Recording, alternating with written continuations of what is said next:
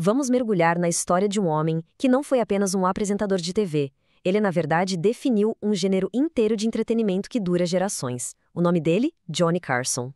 Por 30 anos, essa frase aí, anunciada pelo seu parceiro Ed McMahon, era tipo um chamado. Milhões de pessoas paravam o que estavam fazendo para assistir. Era o sinal de que o mundo de uma das figuras mais poderosas e carismáticas da televisão estava prestes a começar. Para a gente ter uma ideia do tamanho do impacto do Carson, primeiro a gente precisa entender a escala da influência dele. De 1962 a 1992, ele foi, sem discussão, o dono do The Tonight Show. Parem para pensar, são 3 décadas. Essa longevidade toda fez dele, sabe, uma presença constante, uma figura familiar que entrava na sala de estar de todo mundo toda santa noite. Quase como se fosse da família mesmo. E claro, esse impacto cultural foi mais do que reconhecido. Foram 6 Emmys, um Peabody, ele chegou a ganhar a Medalha Presidencial da Liberdade. Isso só confirma que ele não era só um apresentador, mas sim um verdadeiro ícone americano. Mas como ele chegou nesse ponto? Vamos voltar um pouquinho no tempo para ver como o futuro rei da televisão começou essa jornada. Uma coisa é certa, não foi do dia para a noite não. Desde garoto, se apresentando como mágico, até o tempo de serviço na Marinha, o Carson foi desenvolvendo uma disciplina e um timing cômico que eram, assim, impecáveis. As experiências em rádio e TV local foram a grande escola que o preparou para o maior palco de todos. Certo? Agora vamos dar uma olhada na fórmula que fez o programa dele ser esse sucesso absurdo, sem precedentes. Tinha uma estrutura ali, muito genial por trás de toda aquela mágica que acontecia noite após noite. O Carlson não inventou o talk show, que fique claro, mas ele aperfeiçoou o formato. A abertura, o monólogo, as entrevistas. Ele criou um modelo que, de uma forma impressionante, quase todos os programas de late night seguem até hoje. E ele tinha seus truques para se conectar com o público. Um dos mais famosos era essa tal tacada de golfe fantasma. Se uma piada não caísse bem, ele simplesmente fazia esse movimento e a plateia ia ao delírio. Era o jeito dele de dar uma piscadinha para o público e, sabe, bola para frente. O raciocínio dele era uma coisa de outro mundo. Ele conseguia transformar um momento de fracasso total em puro entretenimento, seja com uma dancinha boba ou uma piada interna. Isso mostrava que ele estava sempre no controle do espetáculo. E isso nos leva a algo conhecido como o efeito Carson, o poder de criar e destruir estrelas. A influência dele ia muito além do entretenimento.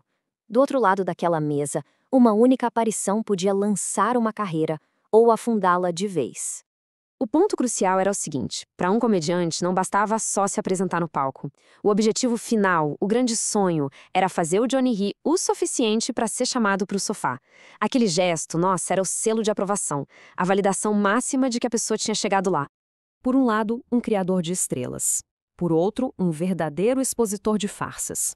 O Carson, que era um ex-mágico e muito cético, preparou uma armadilha para o paranormal Uri Geller. Ele não conseguiu demonstrar os supostos poderes dele sob condições controladas, ao vivo, na frente de todo mundo. Foi um golpe devastador para a credibilidade do Geller. Com tanto tempo no ar, é claro que surgiram lendas. A história do gato da Zsa Zsa Gabor é um mito famoso que, na verdade, nunca aconteceu. O que era bem real, no entanto, era o humor ousado dele, como naquela entrevista com a Dolly Parton. Uma piada que hoje seria, no mínimo, controversa, mas que na época fazia parte do charme atrevido dele. Ele também adorava uma boa rivalidade cênica. Quando o comediante Don Rickles quebrou a caixa de cigarros dele, o Carson simplesmente invadiu a gravação do programa do Rickles no estúdio ao lado. Parecia espontâneo, mas, na verdade, tudo foi cuidadosamente planejado, mostrando a rivalidade poderosa, mas sempre divertida entre os dois. Só que, às vezes, o humor dele podia ser bem cruel. As piadas constantes sobre o cantor Wayne Newton, como as conotações sobre a masculinidade dele, passaram do limite. Como resultado, o Newton afirma que foi até o escritório do Carson e o ameaçou fisicamente. Isso prova que, por trás das câmeras, nem todo mundo achava graça. E se tinha uma coisa que o Carson valorizava acima de tudo, era lealdade. Quando a protegida dele, Joan Rivers, aceitou um programa concorrente sem consultá-lo, ele a cortou da vida dele, para sempre. Do mesmo jeito, quando se sentiu traído na transição para o Jay Leno, ele deu sua última aparição na TV para o grande rival do Leno, o David Letterman. Essas histórias de lealdade e traição acabaram marcando os últimos anos dele no ar. E como em todo o reinado, este aqui também precisava chegar a um fim. Vamos falar agora sobre a aposentadoria dele e o imenso legado que ele deixou. O fim da jornada dele no The Tonight Show não foi só a aposentadoria de um apresentador, não. Foi um evento cultural gigantesco. O fim de um capítulo inteiro na história da televisão. Deem uma olhada nisso. O formato e o estilo dele criaram um modelo para incontáveis apresentadores. De David Letterman a Oprah Winfrey e em programas pelo mundo todo, a influência do Carson é simplesmente inegável. Ele literalmente escreveu o manual de como fazer um programa desses. 13 anos depois de se aposentar, Carson faleceu, fechando o capítulo final na vida de um verdadeiro titã da mídia.